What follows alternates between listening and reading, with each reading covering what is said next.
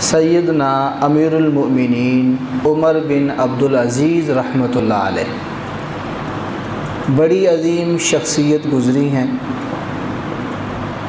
نہایت ہی درویش صفت، سلیم الطبع، متحمل مزاج، بڑے ہی نرم مزاج کے مالک تھے۔ اللہ تعالیٰ نے ان کے اندر بہت سی فطری طور پہ ایسی خاصیات اور ایسی صفات اللہ پاک نے رکھی ہوئی تھی کہ جن صفات کی بنا پر وہ 1300 سال گزرنے کے بعد بھی مسلمان ان کا ادب، ان کا احترام کرتے ہیں اور ان کا ذکر خیر کرنے کو باعث ثواب اور باعث نجات سمجھتے ہیں۔ بلکہ اللہ تعالیٰ نے حضرت عمر بن عبدالعزیز رحمۃ اللہ علیہ کے اندر ایسی صفات رکھی تھیں کہ حضرت ابو بکر رضی اللہ تعالیٰ عنہ کی صداقت ان میں نظر آتی، حضرت عمر فاروق رضی اللہ تعالیٰ عنہ کی عدالت بھی ان میں نظر آتی ہے، اور حضرت عثمان غنی رضی اللہ تعالیٰ عنہ کی شرم و حیا ان کے اندر موجود ہے، اور حضرت علی المرتضیٰ رضی اللہ تعالیٰ عنہ کی شجاعت، بہادری، زہد اور تقوی ان کے اندر نظر آتا ہے۔ عمر بن عبدالعزیز رحمۃ اللہ علیہ خاندان بنو امیہ کے وہ چشم و چراغ ہیں کہ جن کا نام خاندان بنو امیہ میں بہت واضح نظر آتا ہے۔ عمر بن عبدالعزیز رحمۃ اللہ علیہ اموی خاندان سے تعلق رکھتے ہیں۔ والد کی طرف سے ان کا سلسلہ نسب امیہ بن عبد شمس، پھر اس کے بعد حضور صلی اللہ علیہ وسلم کے نسب کے ساتھ جا کے ملتا ہے۔ گویا والد کی طرف سے سلسلہ نسب ان کا یوں ہے: عمر بن عبدالعزیز بن مروان بن حکم بن ابی العاص بن امیہ بن عبد شمس بن عبد مناف بن قصی بن کلاب بن مرہ۔ اس طرح یہ نبی علیہ الصلوۃ والسلام کے جو سلسلہ نسب ہے، والد کی طرف سے یہ آپ علیہ الصلوۃ والسلام سے جا کے ان کے خاندان سے نسب سے جا کے ملتا ہے، اور والدہ کی طرف سے عمر بن عبدالعزیز رحمۃ اللہ علیہ، ان کی جو والدہ تھیں وہ حضرت عمر فاروق رضی اللہ تعالی عنہ کی پڑپوتی تھی، تو والدہ کی طرف سے عمر بن عبدالعزیز رحمۃ اللہ علیہ کا جو سلسلہ نسب ہے حضرت عمر بن خطاب رضی اللہ تعالی عنہ سے جا کے ملتے ہیں۔ یہی وجہ ہے کہ حضرت عمر رضی اللہ تعالیٰ عنہ کی حیات کے، ان کے عدل و انصاف کے گہرے اثرات حضرت عمر بن عبدالعزیز رحمۃ اللہ علیہ کی زندگی میں نظر آتے ہیں، اور حضرت عمر بن عبدالعزیز رحمۃ اللہ علیہ کی جو زندگی ہے یہ تابعین کے اندر ایک بہترین سید التابعین، خیر التابعین کے نام سے ان کو یاد کیا جاتا ہے۔ شہزادے تھے، بڑے ناز و نخروں کے اندر ان کی پرورش ہوئی، بڑی اچھی ان کی تربیت ہوئی، لیکن جو ان کا دور خلافت ہے اس کا اگر سرسری طور پہ بھی جائزہ لیں تو خاندان بنو امیہ کا جو 92 سالہ دور خلافت گزرا ہے، دور حکومت گزرا ہے، عمر بن عبدالعزیز رحمۃ اللہ علیہ کا دور اس 92 سال کے دور میں یوں نظر آتا ہے جیسے اندھیرے کے اندر روشنی ہوتی ہے، تاریکی کے اندر چمک ہوتی ہے۔ ان کا دور خلافت تقریباً 2 سے 2.5 سال کے درمیان بنتا ہے، لیکن اپنے دور خلافت میں عمر بن عبدالعزیز رحمۃ اللہ علیہ نے جو اپنی زندگی کا طرز اپنایا، جو خلافت کا طرز اپنایا اور جو انداز حکومت اپنایا، وہ یوں نظر آتا ہے کہ جیسا کہ بعض لوگوں نے ان کو عمر ثانی کا لقب دیا، کہ جیسے عدالت کے اندر، انصاف کے اندر حضرت عمر فاروق رضی اللہ تعالیٰ عنہ مشہور تھے، تو ان کو عمر ثانی کہا جاتا ہے کہ وہی عدل، وہی انصاف، اسی طرز کی حکومت، اسی طرز کا نظام قائم کیا جو خلفائے راشدین رضی اللہ تعالیٰ عنہم کے دور کا نظام تھا، ان کے دور کی جو دور حکومت تھی، ان کے دور کا جو تسلسل تھا، وہ عمر بن عبدالعزیز رحمۃ اللہ علیہ کے 2 سے 2.5 سال کے عرصے میں نظر آتا ہے۔ عمر بن عبدالعزیز رحمۃ اللہ علیہ کی زندگی دنیا کے حکمرانوں کے لیے مشعل راہ ہے، ایک بہترین نمونہ ہے۔ ان کی زندگی کے اندر، ان کے دور حکومت کے اندر، ان کے طرز خلافت کے اندر عدل و انصاف، ہر ایک کے لیے اچھا نمونہ، ہر ایک کے لیے بہترین طرز زندگی، باوجود خلیفہ ہونے کے، باوجود حاکم ہونے کے، حکمران ہونے کے، اپنی زندگی نہایت ایک متانت، سنجیدگی والی گزار رہے ہیں۔ زندگی کے اندر کوئی اکڑ نہیں، کوئی کسی کے ساتھ ظلم و جبر نہیں، کسی کے ساتھ زیادتی نہیں، کسی کے ساتھ ناروا سلوک نہیں۔ اور ان کا جو دور حکومت ہے، اسلامی تاریخ میں ایسا روشن باب نظر آتا ہے کہ ان کے دور خلافت سے پہلے خاندان بنو امیہ نے بظاہر جو ان کی تاریخ کے اندر واقعات نظر آتے ہیں، لوگوں کا مال جمع کرنا، لوگوں کے مال کو ضبط کر لینا، بیت المال کو خزانوں سے بھر دینا، لوگوں کی جائیدادوں پہ ناجائز قبضے کر لینا، اس طرح کے بہت سے واقعات خاندان بنو امیہ کی جو دور حکومت گزرا ہے اس کے اندر نظر آتے ہیں۔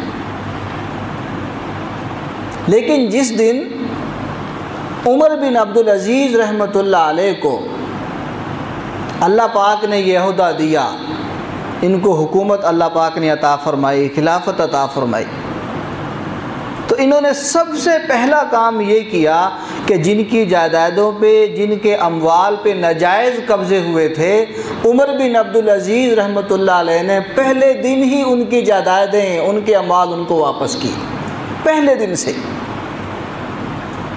تاکہ جو دور حکومت کی ابتدا ہے، ابتدا ہی سے عدل و انصاف کو دور دارا ہو، ابتدا ہی سے عدل کو، انصاف کو انہوں نے سامنے رکھا، کسی کے ساتھ زیادتی نہیں کرتے تھے، معاف کرنا، درگزر کرنا ان کی صفت تھی۔ اگر کوئی ان کے ساتھ بدسلوکی بھی کر لیتا، ان کے ساتھ زیادتی بھی کر لیتا، تو عمر بن عبدالعزیز رحمۃ اللہ علیہ اس کو معاف کر دیا کرتے تھے۔ ان کے بارے میں آتا ہے کہ ان کے پاس ایک آدمی آیا اور ان سے وہ بات کوئی کرنا چاہ رہا تھا، کوئی بات پوچھنا چاہ رہا تھا، لیکن جو آگے سپاہی ہوتے ہیں، انتظامیہ والے ہوتے ہیں، وہ ان کے پاس اس کو آنے نہیں دے رہے تھے، تو اس کے ہاتھ میں کوئی صحیفہ نامی، کوئی صحیفہ کی شکل کی کوئی چیز تھی، کتاب کی طرح کی، اس نے دور سے ہی اس کو پھینک کے مارا، جس سے حضرت عمر بن عبدالعزیز رحمۃ اللہ علیہ کے چہرے پہ زخم بھی پہنچا۔ اندازہ لگائیں کہ جس سے چہرے پہ زخم آ گیا وہ کیسی چیز ہوگی، لیکن عمر بن عبدالعزیز رحمۃ اللہ علیہ نے فرمایا کہ اس کو چھوڑ دو، اور اس کو پوچھا کہ تمہاری کیا حاجت ہے، تمہاری کیا ضرورت ہے، اس کی حاجت کو بھی پورا کیا، اس کو معاف بھی کر دیا۔ حالانکہ ایک بندہ حاکم ہو، صاحب اختیار ہو، بدلہ بھی لے سکتا ہو، مار بھی سکتا ہو اور اس کو جھڑک بھی سکتا ہو، اس کے باوجود معاف کر دینا، یہ بڑے تن حوصلے کی بات ہوتی ہے۔ تو یہ حضرت عمر رضی اللہ تعالیٰ عنہ، عمر بن عبدالعزیز رحمۃ اللہ علیہ کا ایک عظیم وصف تھا ان کے اندر کہ وہ معاف کرنے سے، درگزر کرنے سے اپنا یہ خاص شیوہ انہوں نے اپنایا ہوا تھا۔ اسی طرح ایک آدمی عمر بن عبدالعزیز رحمۃ اللہ علیہ کو برا بھلا کہہ رہا ہے، اور عمر بن عبدالعزیز رحمۃ اللہ علیہ کو برے الفاظ سے یاد کر رہا ہے۔ کسی نے آ کے بتایا کہ امیر المومنین یہ فلاں آدمی آپ کے بارے میں گستاخانہ الفاظ استعمال کر رہا ہے، آپ کی بے ادبی کر رہا ہے۔ تو عمر بن عبدالعزیز رحمۃ اللہ علیہ نے فرمایا کہ اس کو کوئی جواب نہ دو، اور فرمایا کہ میں اس کو کوئی جواب نہیں دوں گا، کیونکہ جس کے دل میں اللہ کا خوف ہوتا ہے وہ اپنے منہ پر لگام لگائے رکھتا ہے۔ حالانکہ وہ بندہ آپ کو برا بھلا کہہ رہا ہے، ناجائز کہہ رہا ہے، زیادتی کر رہا ہے۔ انہوں نے کیا فرمایا کہ جس کے دل میں اللہ کا خوف ہوتا ہے وہ اپنے منہ کو بند رکھتا ہے، وہ کسی کے ساتھ ایسا رویہ اختیار نہیں کرتا جس سے کسی کو تکلیف پہنچنی ہو۔ ایسے معاف کرنے والے، صاحب اختیار ہو کے، حاکم ہو کے، حکمران ہو کے معاف کرنے والے، ایسے جب ایک حکمران کی یہ صفت ہے، ایک حاکم کا یہ طرز ہے، تو عام بندے کو کیسا ہونا چاہیے؟ اسی طرح حضرت عمر بن عبدالعزیز رحمۃ اللہ علیہ کے اندر تواضع، انکساری، عاجزی حد درجے کی تھی۔ تواضع پسند تھے، عاجزی کو اختیار کرنے والے تھے، چونکہ اللہ تعالیٰ بھی یہی چاہتے ہیں کہ میرے بندے کے اندر عاجزی ہو، میرے بندے کے اندر انکساری ہو، میرے بندے کے اندر اکڑ نہ ہو۔ اللہ پاک نے اپنے پیارے بندوں کی صفات کو ذکر فرمایا ہے کہ وہ زمین پر عاجزی کے ساتھ چلتے ہیں، وَيَمْشُونَ عَلَى الْأَرْضِ هَوْنًا، نرمی کے ساتھ، عاجزی کے ساتھ چلتے ہیں۔ اللہ پاک کو اکڑ پسند نہیں ہے، بندے کا تکبر، بندے کے اندر اکڑ ہونا، بندے کے اندر سختی ہونا، یہ اللہ پاک کو پسند نہیں۔ تو عمر بن عبدالعزیز رحمۃ اللہ علیہ کے اندر تواضع، انکساری حد درجے کی بڑھی ہوئی، ہر ایک کے ساتھ عاجزی کے ساتھ پیش آتے۔ تو ایک آدمی نے عمر بن عبدالعزیز رحمۃ اللہ علیہ کو دیکھا اور کہا کہ اے اللہ کے خلیفہ۔ عمر بن عبدالعزیز رحمۃ اللہ علیہ کی عاجزی دیکھیں، کیا کہتے ہیں، ادھر آؤ۔ اس کو بلایا اپنے پاس اور اس کو بلا کے کہا کہ میرے گھر والوں نے میرا نام عمر رکھا ہے، لہٰذا مجھے پکارنا ہو تو عمر کہہ کے پکارو۔ اور پھر فرمایا کہ میری کنیت ابو حفص ہے، اگر مجھے کنیت کے نام سے پکارنا ہے تو ابو حفص کہہ کے پکارو۔ اور فرمایا کہ اللہ تعالیٰ نے مجھے مسلمانوں کا امیر اور ذمہ دار بنایا ہے، اگر مجھے کہنا ہو تو امیر المومنین کہہ لو، مجھے اللہ کا خلیفہ نہ کہو۔ فرماتے ہیں کہ اللہ کا خلیفہ ہونا بہت بڑی بات ہے، اللہ کا نائب ہونا، اللہ کا خلیفہ ہونا بہت بڑی بات ہے۔ میں اس قابل نہیں ہوں کہ میں اپنے آپ کو اللہ کا خلیفہ کہلوا سکوں۔ اور آگے فرمایا کہ اللہ کا خلیفہ تو حضرت داؤد علیہ الصلاۃ والسلام، حضرت سلیمان علیہ الصلاۃ والسلام، اس جیسے انبیاء علیہ الصلاۃ والسلام اللہ کے خلیفہ تھے، میں کہاں؟ دیکھیں عاجزی، دیکھیں ان کے اندر کتنی ہے۔ ایک آدمی نے کہا کہ اللہ کا خلیفہ ہے تو انہوں نے اس کو برداشت نہیں کیا کہ میں اس قابل نہیں ہوں کہ مجھے اللہ کا خلیفہ کہا جائے، یہ عاجزی۔ آج دیکھیں کہ ہمارے معاشرے میں ایک عام آدمی میں اتنی اکڑ ہوتی ہے کہ اگر اس کو کسی اچھے لقب سے یاد نہ کریں تو اس کو بھی غصہ آ جاتا ہے۔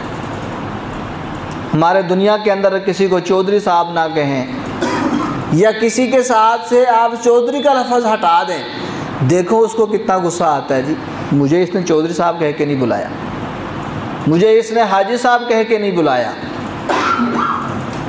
تو یہ دیکھیں ایک وقت کے حاکم ہیں، وقت کے حکمران ہیں، لیکن اس کے باوجود عاجزی اتنی ہے کہ یہ اس کو بلا کے یہ سمجھا رہے ہیں کہ میرا نام عمر ہے، میری کنیت ابو حفص ہے، مجھے تم مسلمانوں کا امیر کہہ سکتے ہو۔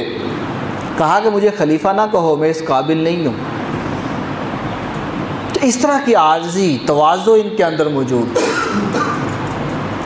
اس طرح حضرت عمر رضی اللہ تعالیٰ، حضرت عمر بن عبدالعزیز رحمۃ اللہ علیہ کی زندگی میں ہمیں عدل اور انصاف بھی نظر آتا ہے۔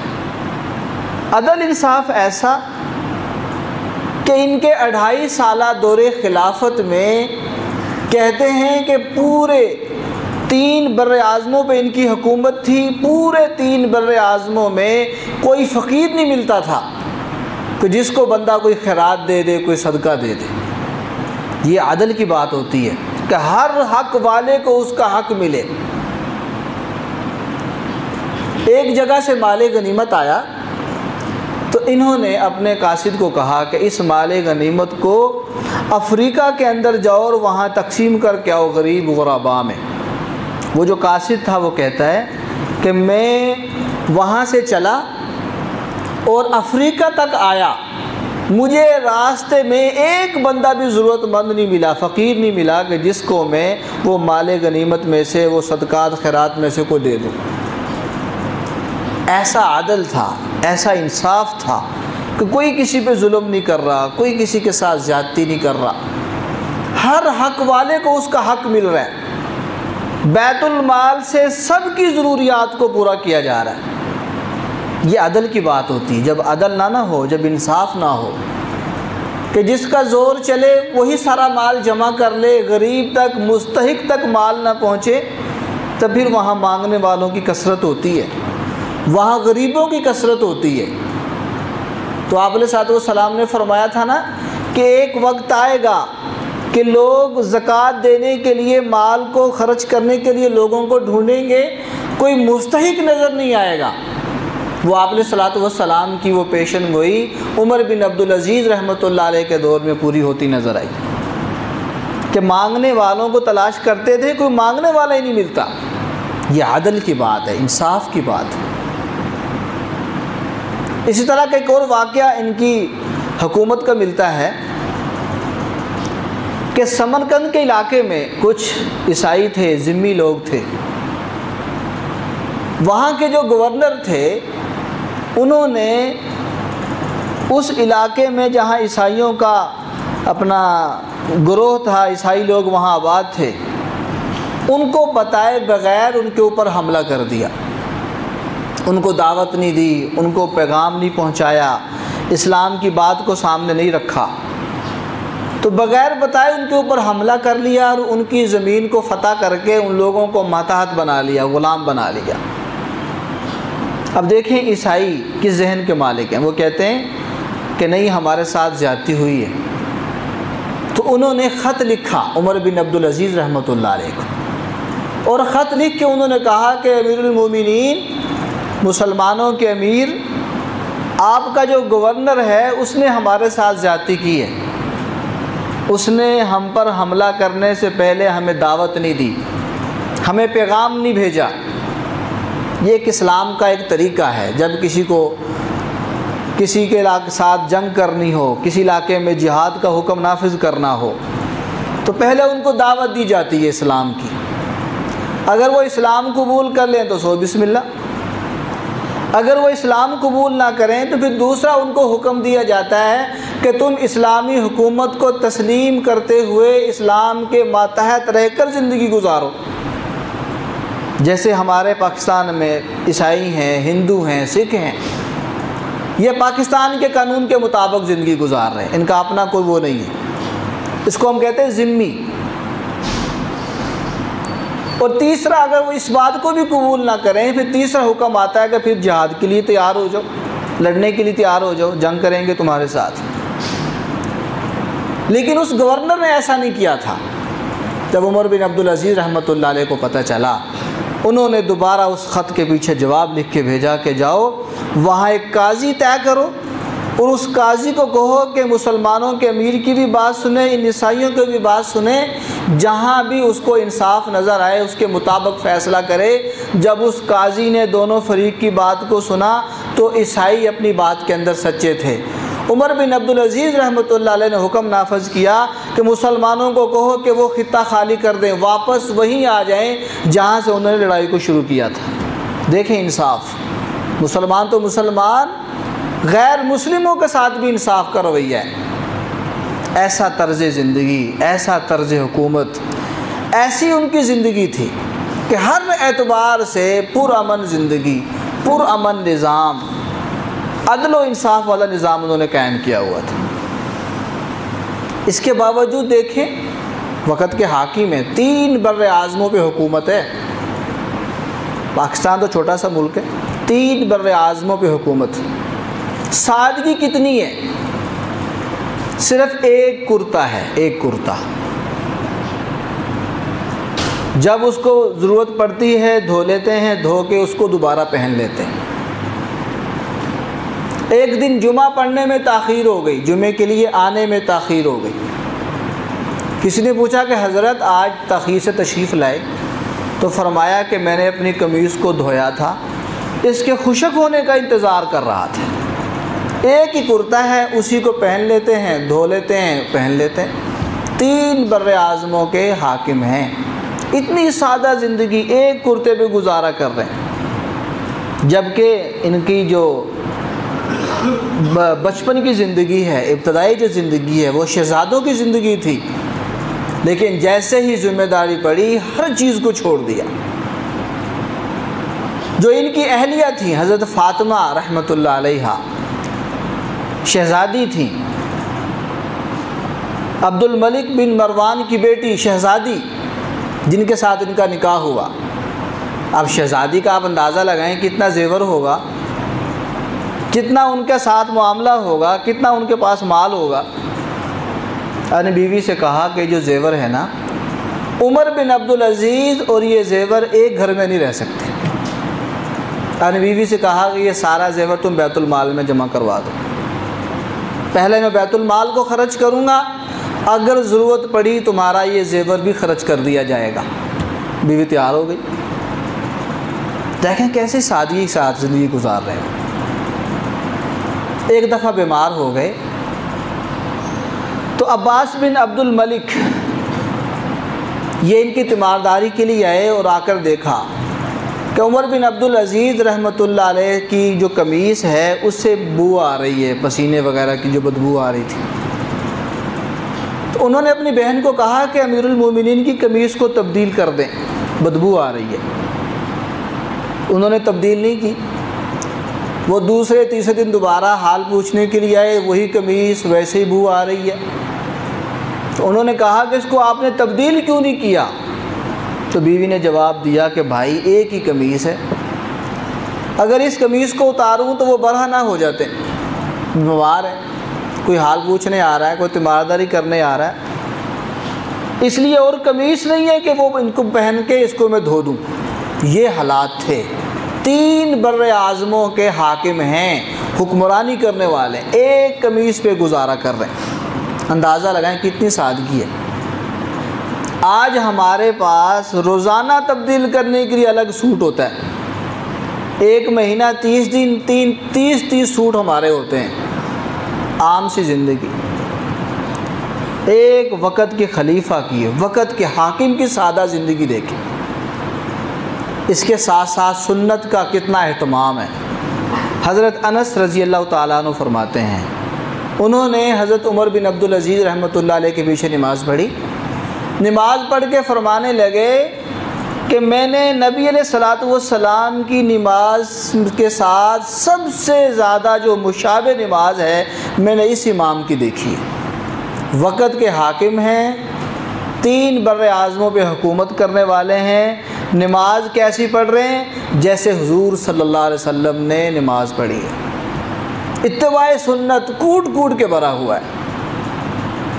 ہر اعتبار سے عمر بن عبدالعزیز رحمۃ اللہ علیہ کی زندگی قیامت تک کے لوگوں کے لیے ایک مشعل راہ ہے، ایک نمونہ ہے۔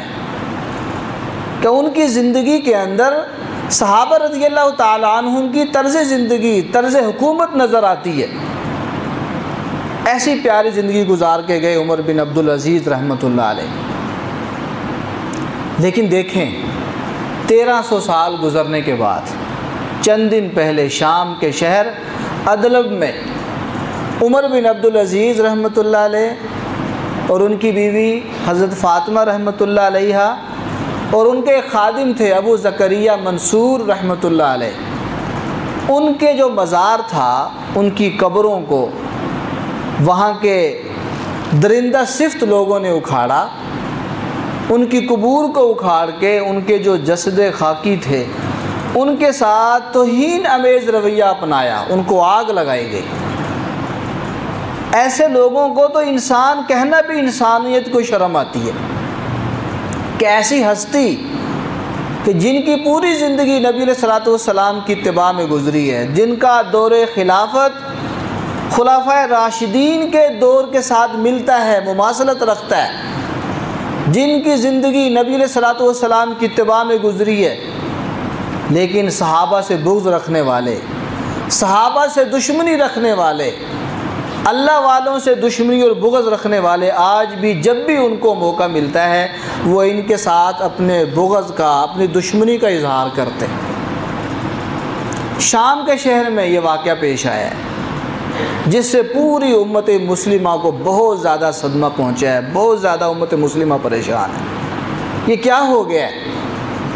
جبکہ اسلامی تعلیمات یہ ہیں کہ جو بندہ فوت ہو جائے اس کا برے الفاظ میں تذکرہ بھی نہ کرو، بے شک وہ بندہ برا بھی ہو، اس برے انسان کا برے الفاظ میں اس کے مرنے کے بعد تذکرہ بھی نہیں کرنا۔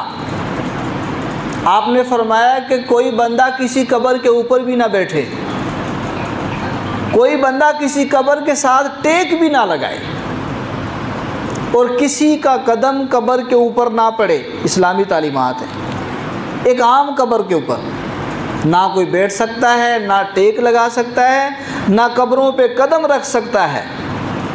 اور یہاں کیا کیا گیا؟ یہاں ایک وقت کے خلیفہ کی 3 بر اعظموں پہ حکمرانی کرنے والے جن کو عمر ثانی کا لقب دیا گیا، ان کے جسد خاکی کو، جسد اطہر کو قبر سے نکال کے توہین کی گئی، باقاعدہ اس کو آگ لگائی گئی۔ کتنی جرأت ہے ان لوگوں کی! اور ہم مسلمانوں کے لیے یہ شرم کی بات ہے کہ یہ ہمارے اسلاف ہیں، یہ ہماری نشانیاں ہیں، یہ ہمارے بڑے ہیں، لیکن دیکھیں نہ ہماری وزارت خارجہ کی طرف سے کوئی سخت مذمت ہوئی ہے، اور جیسا ہونا چاہیے تھا اس کے بارے میں مذمتی بیانات سامنے آنے چاہیے تھے، ایک پوری دنیا کو پتہ چل جانا چاہیے تھا کہ عمر بن عبدالعزیز رحمۃ اللہ علیہ کوئی لوارث نہیں ہے۔